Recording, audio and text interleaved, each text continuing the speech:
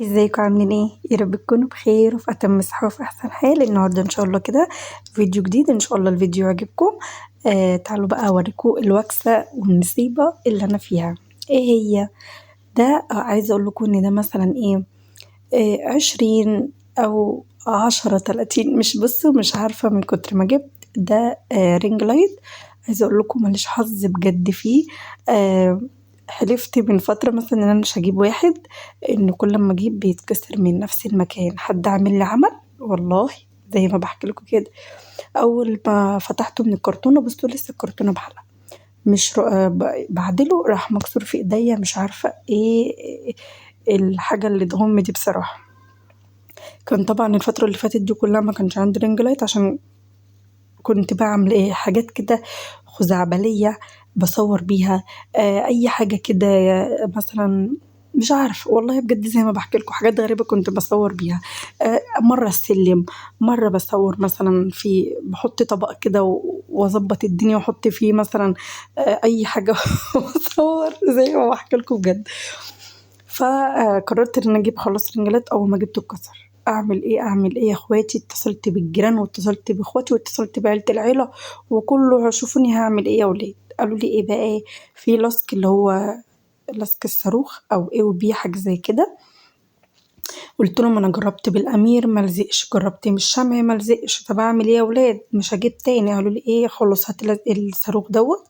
عايزه اقول لكم جبته زي خيبته وما عملش حاجه. فضلت قاعده نص ساعه بلزق فيها واسيبها تنشف واخرج وادخل وانفخ واجي واجي واجي. مرضاش يتلزق. فده كده خلاص الوضع كما هو عليه، ما تصلحش. فانا اعمل ايه بقى؟ قولوا لي بقى بالله عليكم اعمل ايه؟ مش عايزه اجيب واحد تاني. بصوا انا هتصرف. برضو مش عايز يتلزق، مش عارفه ليه اللزق مش عايز يلزق. بصوا انا عملت كل المستحيل علشان ابقى عليه، هو مش بقى عليه. بصوا كل ما اجيبه، بصوا انا قعدت كده حوالي ربع ساعه عشان ينشف وما نشفش. فخلاص بقى اسيبه كده. الحمد لله الحمد لله. ماليش نصيب يا ولاد والله، ماليش نصيب فيه. بيتكسر من حتة غريبة ما اعرفش فيه ايه.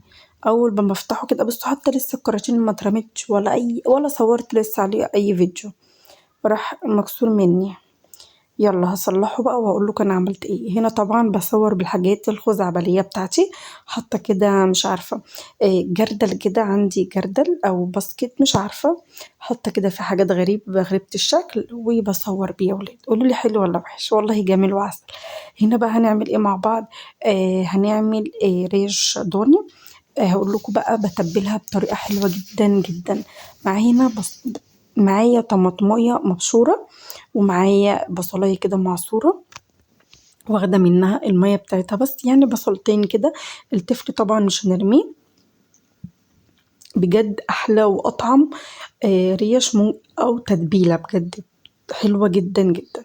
حطيت بين ايه، حطيت مية البصل، حطيت طماطم مبشورة ومصفياها، حطيت ملح فلفل اسود بهارات 7 بهارات، حطيت بابريكا. عايزه اقول لكم بجد دي تتبيله في منتهى الجمال.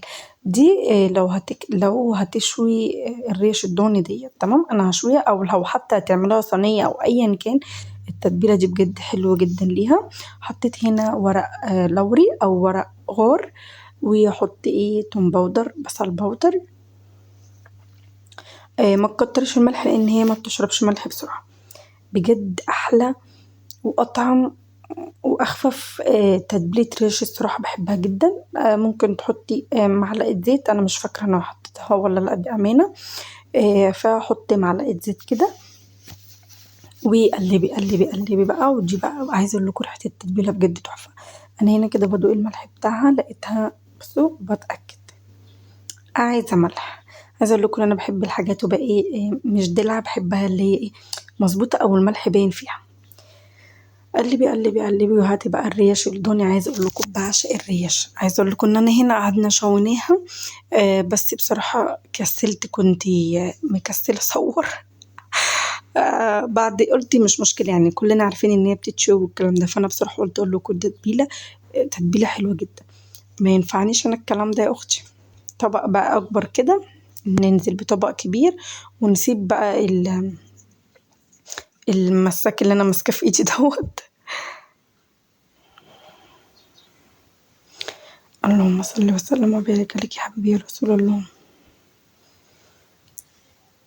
بس كده اسهل حاجه، كده كده الطبق اللي في ايدي ده مش هينفع اتبل فيه التتبيله دي، وعايزه اقول لكم ان انا هسيبها لتاني يوم تتبل في التتبيله دي، ان انا مش محتاجاها يعني النهارده. تمام. فانا قلت اعملها بصراحه، كل ما بتقعد في التتبيله والبصل والكلام ده بتبقى طعمها حلو جدا جدا. قلبتها بقى كده في الطبق دوت، وبعد كده هقفل عليها بالاسترتش واسيبها بقى في التلاجة لما احتاجها ان شاء الله هخرج اشويها. انا ان شاء الله هشويها تاني يوم يعني مش في نفس اليوم. فسبتها في التتبيلة، وعايزة اقول لك لو سبتها في التتبيلة دي قبلها بساعتين تمام، لو سبتها قبلها بساعة ما فيش اي مانع. بس كل لما تسيبيها حبة في التتبيلة بتطلع حلوة جدا جدا. حلو الكلام، حلو الكلام. هقفلها كده بقى بالاسترتش راب واحطها بقى في التلاجة. لو مثلا هتشتغلي فيها مثلا بعد ساعة بعد ساعتين عادي سيبيها بره التلاجة، لو الجو رطب يعني او ساقعة شوية فسيبيها بره التلاجة عادي. انا هشيلها في التلاجة عشان ان شاء الله هعملها بكرة بأمر الله، يعني لو لينا نصيب فهعملها بكرة هنشويها، هنقعد بقى نشوي وايه. هعمل جنبها مكرونة محمرة. تمام. خلاص بقى هشيل دي وهشوف بقى هعمل ايه تاني. عايزة اقول لكم اليوم النهارده كان طويل، كنت بعمل بقى كذا حاجة فيه، فاليوم كان طويل. جيت بقى هنا هنتبل بانيه.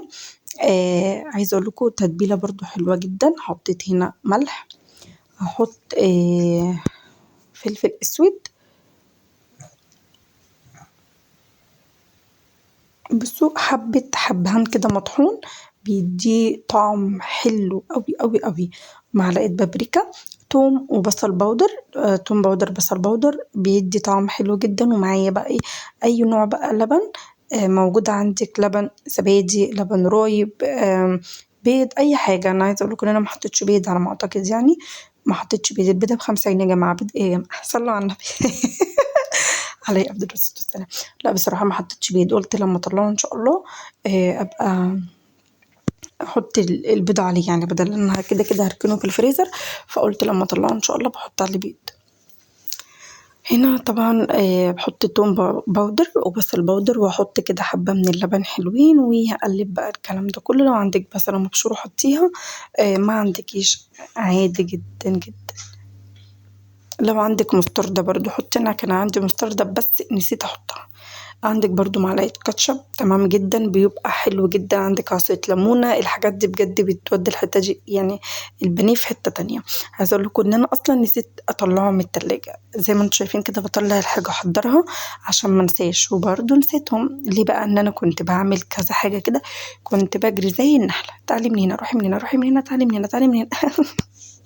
من مواعين بقى التتبيلات الرينج لايت اتكسر نكد عليا. بقول ايه، يوم ما فكرت اجيبه كنت جايبه اونلاين كمان، ويوم ما فكرت اجيبه اهو اتكسر. اتصل بقول لهم ان انتوا بعتنهولي مكسور، لا طبعا حرام. بس كده حلوين. وهشيل بقى البانيه عشان انا مش محتاجاه، مش شايله كده متبل البانيه دوت. وده برضو متبله بملح وفلفل اسود، بس عشان مثلا لو هعمل مكرونه بشاميل بالبانيه. والوراك دي برضو هشيلها في التلاجة. وكده خلصتي كده يا حلوين، وندخل بقى على المواعين. زي ما انتم شايفين كده مواعين كتير جدا، اهو بقى صبينها واشوف ايه الموضوع وايه القصه. اللهم صل وسلم وبارك عليك يا حبيبي يا رسول الله.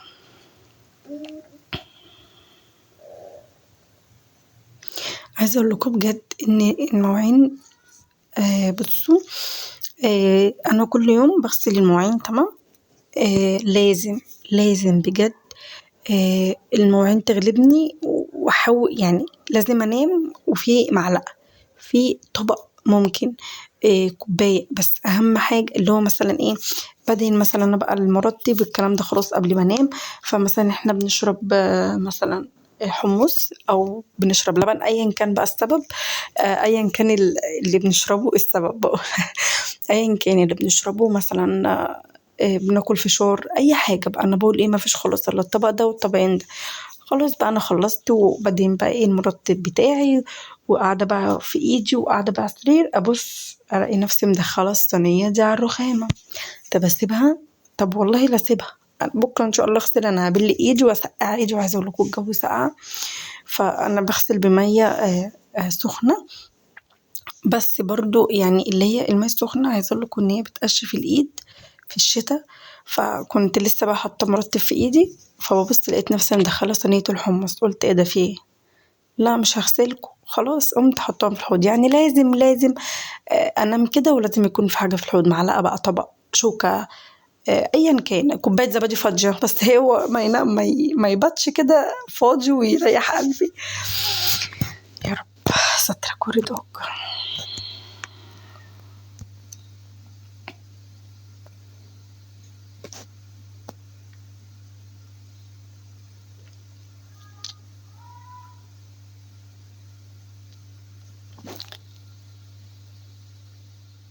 هنا انا فرحانة جدا خلاص ان انا خلصت، وهلم كل الكراكيب اللي على الحوض، وكل الازاز اللي انا مطلعها على الحوض ديت.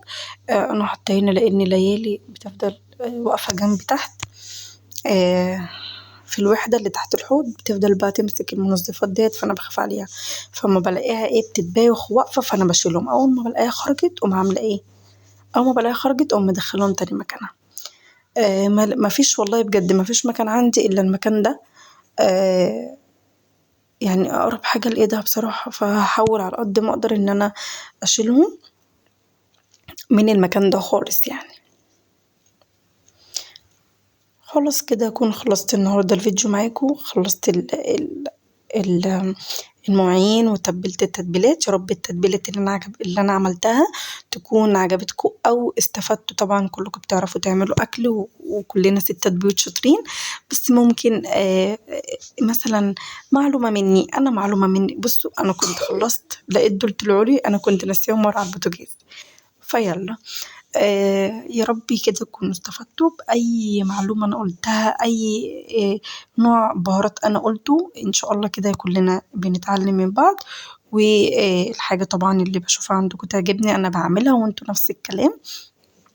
بس يا حلوين، وكده المواعين اللي ما بتخلصش وما لقاهاش أهل يسألوا عليها يا ولاد، والله ما ليها أهل. بصوا أنا بعد ما نضفت الحوض كله اتبهدل تاني. مفيش أي مانع. ربنا يا رب يديني الصحة ويديكم الصحة، ويدي كل واحد محتاج حاجة يديها له، وكل واحد نفسه في حاجة ربنا يا رب يكتبها له، ويقدم يا رب اللي في الخير. خلاص كده يا حلوين، النهاردة كده الفيديو بتاعي خلص، وانا كده طالعة نازلة بصوا. الحمد لله الحمد لله. اسم الله عليكي، اسم الله عليكي، الكحة دي مش عايزة تروح يا ولاد خالص والله. ابتلى عايزة اقول لكم جايبة لها علاج قد كده، والكحة برضو مش عايزة تروح. مش عارفة اعمل ايه والله. كحة، عندها كحة شديدة واحتقال في زورها او التهاب حاجة زي كده، فجايبة لها علاج كتير، وبرضو تعبانة زي ما هي. مش عارفة اعمل ايه. الحمد لله. انا عارفة طبعا ان الوقت ده الجو وحش على الكل، مش عليها هي بس، الجو طبعا وحش على الكل. بس يلا ربنا يشفيها يا رب، ويشفي كل مريض، ويخلي لنا ولادنا، اللهم امين يا رب العالمين. رحت باينة على البوتاجاز، بس كان في بعض الحاجات كده البسيطة اللي عايزة تتمسح، فقلت مفيش مانع امسحها عشان انام بقى والدنيا مرتاحة كده وراحة البال.